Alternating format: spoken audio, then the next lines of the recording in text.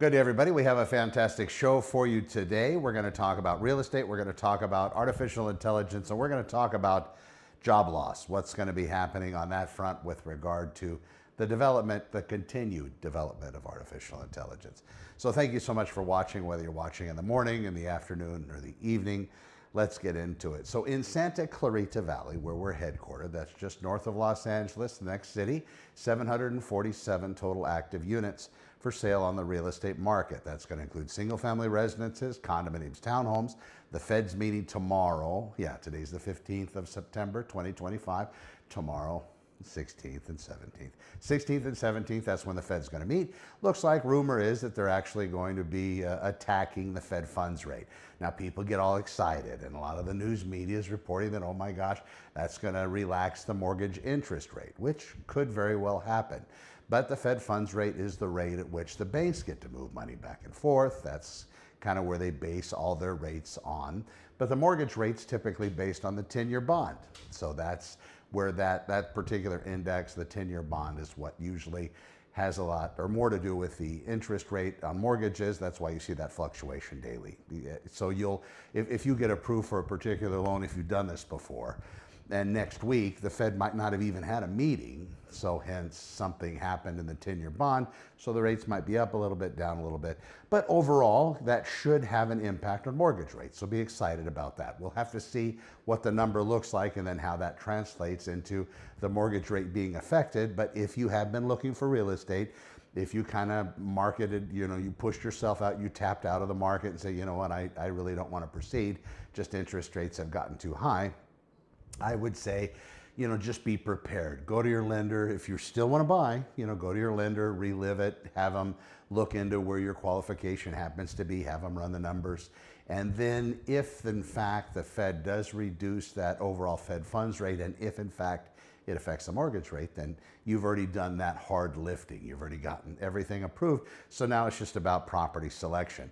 The impact on the real estate market, if the rate comes down, is probably going to be a flurry of activity. It depends on how much the rate comes down and how much that's going to affect people. A lot of the sellers currently, a lot of the people that would want to sell to either jump ship and get out of California or maybe downsize or upsize within the state, they're held with something that we like to call golden handcuffs. Not from my law enforcement days. Golden handcuffs typically are such a good mortgage rate on the house you currently own. The pain point of you wanting to go somewhere else and maybe get a higher mortgage rate hasn't been achieved. So you're basically handcuffed in place. Well, that's probably going to change depending on how low the home interest rate or mortgage rate happens to be or get. Now, let's move on to a couple other things. If the real estate market kicks off, if it's almost standing room only for buyers, if that rate comes down enough, then we're going to see more properties entering the market, giving the buyers more selection. Now, how much selection you're actually going to have is going to depend on how low that interest rate goes, and then how many houses are being absorbed by the heightened buyer drive, and then whether or not property prices are going to come down or going to go up. It's going to become dependent on that supply and demand issue. Where are we with inventory? The market's becoming more balanced, but we still see a seller's market. We still see properties priced properly that are going to be sold within 30 to 45 days. That's where that days on market time frame. In a faster market, that reduces to 20 and 30 days.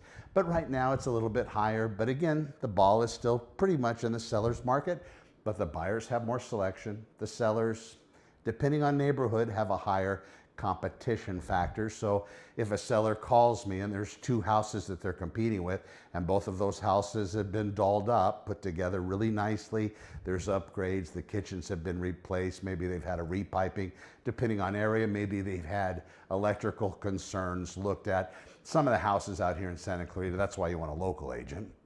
Some of the houses have aluminum wiring, and those things really need to be replaced because they create a hazard. Some of the houses have issues with settling, depending on the neighborhood. Some of the houses have other factors, galvanized, Korean galvanized, I guess it is, yeah, Korean galvanized pipe, placed and haven't been replaced in all these years, 35, 40 years. So that's something else to attend to if you're looking at multiple houses being listed for sale in a neighborhood and you're a seller, you have competition, and you haven't had any of those things done. Let's say they all happen to apply, which would be horrible, but let's just say you happen to live in that unicorn house, you haven't touched anything for the last 30, 40 years, and your competition is other properties on the market, and you want to achieve that same value, try to get your house to sell at that same level, unless you're offering a view that others don't have, unless you maybe have an unusually shaped larger lot than those others have. There's not a lot of, you're not going to receive a lot of compensation. More than likely your house is going to sell for less than the others that have been taken care of over time or had these renovations and upgrades. So then the question comes in, all right, what's it going to cost you to get all that stuff done and taken care of? And if it costs less than what you're going to be recouping, maybe you don't want to go there. But it could be that you do this work and you have somebody come in and get very excited. And these numbers aren't difficult to figure out. We just have to look at everything that's sold in the past 180 days and make these comparisons, the proper comparisons with regard to your home, and make sure that we look at all of the numbers. We look at the stuff that's sold, we look at the stuff that's sold with the upgrades and the renovations, and we look at the stuff that's sold without it. And you can pretty much go into any market, look at the stability of that individual market and do those calculations. And then you can figure out, oftentimes the seller might come to me, and this really has nothing to do with the way of upgrades and changes to the property. But let's say the original seller purchased it and they had some kind of maybe a bonus room or some additional type of benefit in the property which hasn't been seen in other properties. Usually you can go back in the historic sales and try to find out what that value happens to be. And if it's not maybe in that same neighborhood, you might be able to go to another neighborhood and say, well, what does a full bathroom downstairs get you on a return? And then you can factor that into your listing price, and typically you'll be able to get that so you don't go into it blind. So these are ways to look at all of the information, to be able to come out and give the best offer that you can possibly get as a seller. So buyers out there, a couple days from now, we're going to see if the Fed's going to reduce the rate. We're going to see if that impacts mortgages. For you sellers out there, it's best to be prepared. Even if you're not thinking about selling currently, getting a value on your house isn't a bad idea. A lot of the sellers are going to the syndication sites. The issue when you go to the Zillows and the Trulias and the Realtor.coms, once you give your address, you're done. You're going to be put on a list, and then AI is going to take over. We'll get to AI in a minute and job loss, but AI is going to take over and just start feeding you information via mail, via other venues. People are going to be willing to pay for that information. John Smith asked for his home value. He lives at 1234 Kentucky Street in LA. And then these agents that are paying for that data now get it. So now they're going to look you up. They're going to try to find your cell phone number. They're going to try to find your email. And they're going to make these unsolicited attempts to connect with you. And maybe John Smith doesn't want that. So how you can prevent that is just contact your local agent. Find somebody in the business. I'm in Santa Clarita. If you don't know anybody, give me a buzz. If you do know other people, I'm not trying to take away from others. So if you have people that you trust and love in the business, great. But if not, give me a call and we'll pull a value and see exactly where you happen to be. And I'm able to show real numbers on that. It's not some made up BS that you might see on syndication sites. The reason being is because real estate sales are very much neighborhood dependent. Most of these syndication sites, they don't pull off those values that in Northbridge or North Park because of the local school. Maybe you're getting a lot more return on your money. Maybe there's a particular neighborhood that has great Paseo access in Valencia. Again, they're not going to factor in those things. Maybe your particular house happens to be a rarity. They're not going to give your particular house the value that it deserves when you're looking for that online estimate of value. All right, so there's that. As far as artificial intelligence goes and what's happening in the job loss market, stay tuned. I don't know if you're dug into the actual artificial intelligence news. This is something that I offer and I talk to businesses about at Santa Clarita artificialintelligence.com. And a lot of people have that question, what's going to happen to my job? A couple things to look at. First off, here's a couple schools of thought on it. If you're going to start to use AI in your particular employment, more than likely you're going to want to potentially get the job owner's blessing or some level above you. In some cases, they might not like that, because if they're not AI oriented and you start becoming AI oriented, what's going to happen? Well, now you might be competing with them for their job, and they're not going to like it. AI, look at it this way, it gives you excess IQ. It gives you more IQ than you currently have, because you're basically sitting next to a PhD level assistant. And even better than sitting next to, they're in your pocket, they're on your phone. You have a constant connection with somebody that has a PhD level of education, that knows everything, the intricacies of your particular job, depending on what the job is. It's going to understand a lot about plumbing, it's going to understand a lot about electricity, but we don't have that physical in the world component to be able to say, well, show me how to do what you're talking about. More than likely we wouldn't see that, but I'm sure the system would call up a YouTube video or something else to be able to show and demonstrate exactly what you're asking for. But if you're in some kind of line of work, my suggestion is just see where AI could impact you. And I would just ask it simply, how would you be able to benefit me in my particular job? I'm a dental hygienist at a local dentist's office. And ask the question and see what it says. Maybe there is a place for AI with regard to that. Now, before you start doing that, I think you want to make sure legally you're okay. As a real estate agent, there's some things that AI is going to spit out that might be against the rules. Maybe it's going to label the master bedroom a master bedroom. I know that sounds like that should be a typical labeling, but master might have some slavery type connotation, so we don't use master any longer. We use main bedroom. Most of the systems are probably up to date, but another thing, if you're asking AI to, let's say, give us a property description, and we talk about the bedrooms having ceiling fans, it might translate that into meaning all rooms have ceiling fans. And if there's not a ceiling fan, let's say in the living room, or not a ceiling fan in a laundry room, so we have to vet all of the information, and you should as well. You're going to see a lot more news, a lot more stuff online about AI replacing jobs, and you're going to see pro and con. You're going to see the big developers, it seems, not all of them. We got the cat from, is it Anthropic? One of the cats that owns one of these AI companies is very brutally honest about it replacing a lot of entry-level white-collar employment. And that more than likely is going to be the case. It's probably going to do a good job disrupting the other sectors as far as people that own businesses, the other business sectors, and this is why. They're telling you that it's probably not, and in fact, AI being, beginning and continuing is going to just add more jobs. What type of jobs would those be? If you own a business and you have 15 people that are answering the phone, scheduling appointments, and you're paying those 15 people, whatever it is, $30,000, $35,000 a year plus benefits, maybe they're full-time, maybe you even outsource this to other human beings on the planet in some other country because it's less expensive. But now you have artificial intelligence that you're able to do that completely just as good. They still book appointments and they're talking to people. Now I say just as good. Right now it's just as good. At some point it's going to be even better. There's going to be an even better interface. But if you've been calling around and talking to AI when you're searching for some kind of a product or trying to talk to some kind of a business and you're interacting with them and you're having a crappy result, more than likely they're using already outdated AI.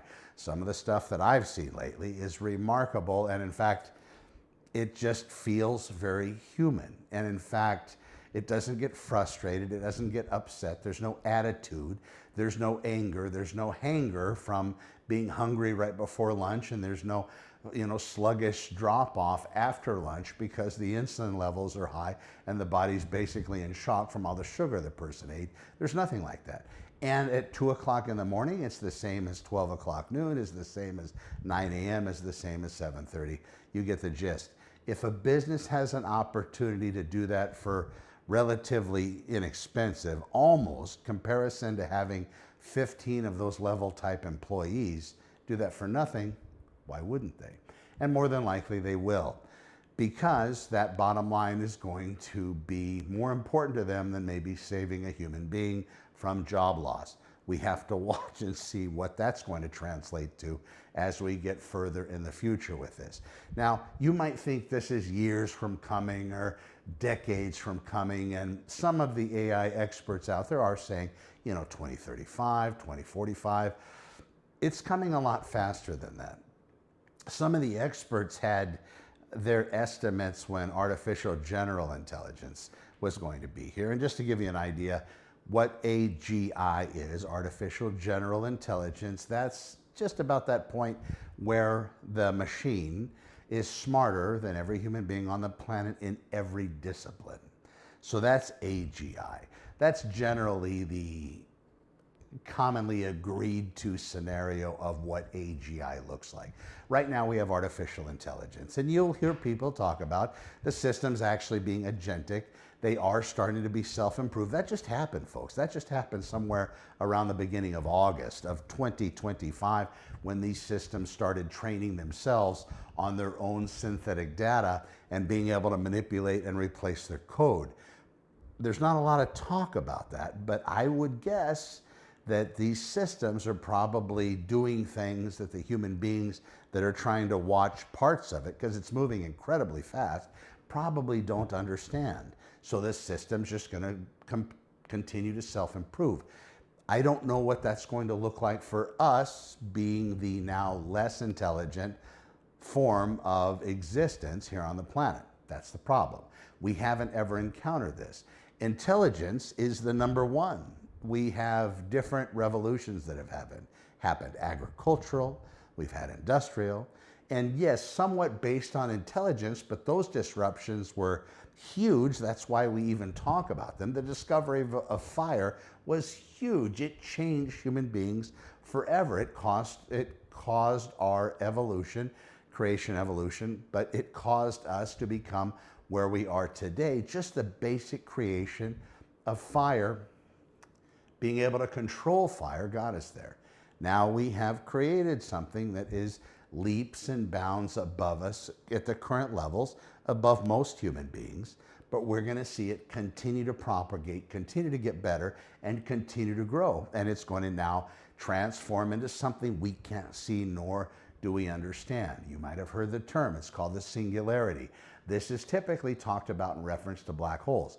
Because we've never really been to one, we haven't seen inside of one, we don't understand it, so we don't know what it looks like on the inside of it. There's a lot of theory. There's spaghetti theory, where basically it stretches you out until you're nothing and it kills you. But the mega super big black holes, there was a Matthew McConaughey movie in reference to that. They were able to go inside of it, and anyway. But we don't know what the superintelligence of AI is going to look like, but it's coming very, very fast. It's going to continue to develop, and right now, if its IQ is somewhere in the 140s or 150s, that's what people are saying currently, experts out there. You have Einstein that's somewhere in the 160s. You have a moron level IQ about 80. So you have Einstein double a moron, and you see what you get with just 80 more IQ points.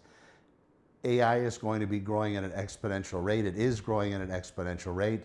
So right now, let's say you have a doubling of the current, it's going to be at 250. No, excuse me, 300. I apologize. 300. See, there's the IQ thing. But you have 300 points now, and that's probably going to be at the next rendition, whether it's going to be Grok 5 or ChatGPT 5 or whatever the next system and the next evolution of the system happens to be. Once the machine gets to artificial general intelligence, at least from what we understand, and it might already be there. Maybe they're not telling us everything. Again, not trying to go through the conspiracy theory window, but it's difficult if everybody really believed that their job was going to be, cannon fodder, and they're not going to have it because of artificial intelligence. I think people would probably be against the development of it because it's going to take their job, unless they were against it, but the government or whomever would announce themselves in control of the development, said, all right, well, we're not going to replace jobs, but we're just going to make it, instead of more general intelligent, we're going to make it more focused. So we're only going to have AI that is very much just on demand. So you have an AI that's an expert in cancer.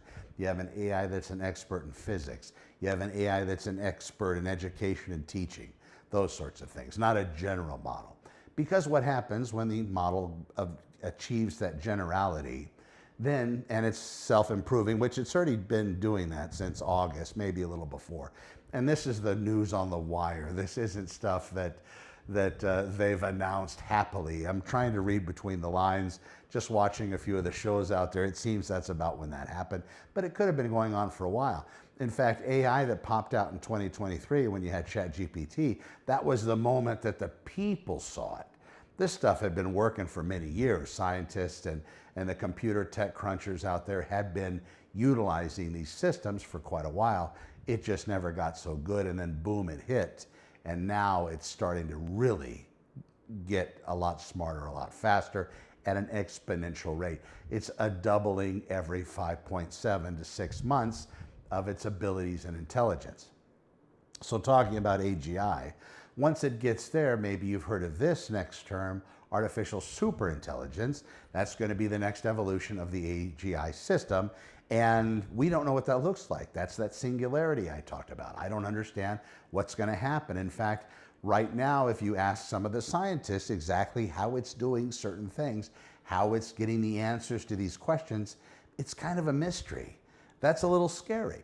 We're hoping that it's all going to work out okay. And I'm very positive in that regard. I think that it will. Now, talking about being positive, I think a lot of that has to do with age.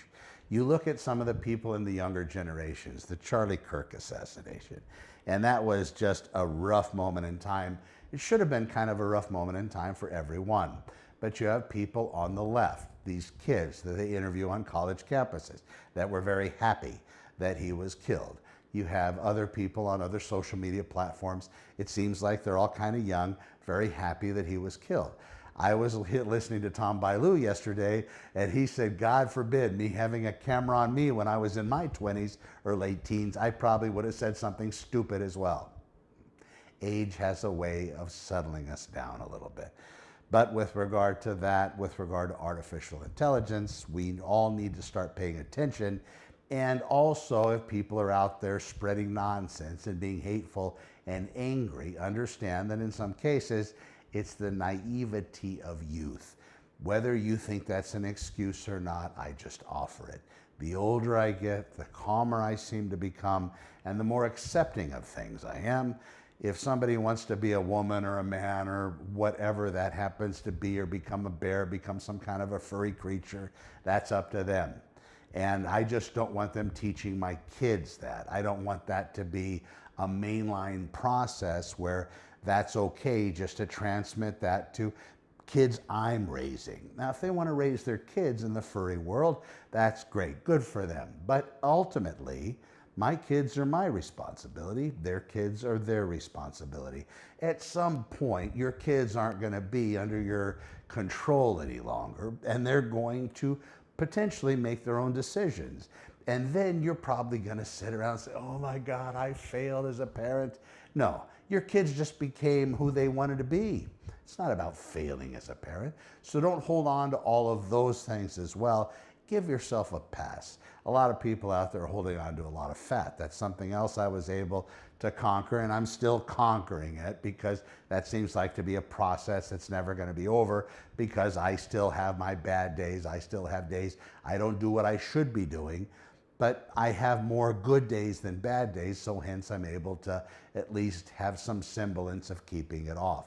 That comes down to forgiveness. It's like when people make that first mistake and they stick that donut in their mouth, or they pull over into that drive-thru on autopilot and eat 15 tacos. That's it, it's done. So now for the next 3 months, they're just gonna blow it out of the water and eat as much as they possibly can. Instead of them, at that moment when they did their first sin, stopping and confessing and starting over. That's the perfect system. That's like in Christianity. You commit a sin, 1 John 1:9, if we confess our sins, God, who is faithful and just, will forgive us our sins and cleanse us from all unrighteousness. So you confess your sin. You don't have to be sorry or upset or angry. You confess your sin and you move on. You sin again, you stop, you confess your sin, and you move on. When you're eating something that you shouldn't be, you stop, you forgive yourself, and you don't do it anymore. You do that enough, you're going to change your habits. You do that enough, you're going to have a whole different life. All right. I'm Connor with Honor. When you're ready, Santa Clarita Artificial Intelligence.com. That's the AI system. And of course, Santa Clarita Openhouses.com. Just Google Connor with Honor. There's a what is that? A nonprofit for a cat that killed himself. Real sad story. But other than that, you'll find me. And be safe, everybody. We'll talk to you in the next one. Take care.